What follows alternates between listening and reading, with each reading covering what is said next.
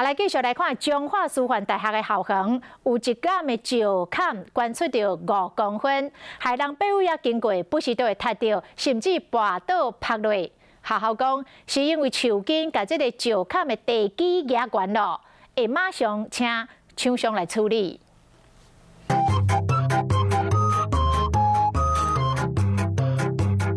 行人爬楼梯要到位啊，形象煞去骑到，人煞险险啊跌倒，这算是较好运呢。有一个负责人骑到了后跌倒，双脚直接跪落涂骹，还有一个囡仔身躯物件拢落出来。这是中师大校园的一个楼梯进前校园举行园游会，经过人真正跌倒去，奇怪是因当时拢无伫开讲，也是耍手机啊，是安怎行到每二杆拢会跌倒？有卡一下，但是没有跌倒。没有注意还是会卡到。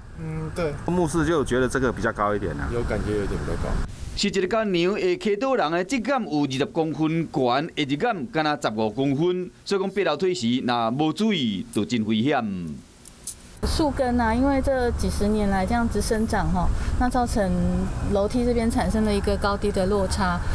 校方表示讲，这个校区已经有30年历史啊，因为树根将这个楼梯的基地就咧压悬，因已经请厂商做维修，卖伫边围起来，避免讲有人佫跌倒。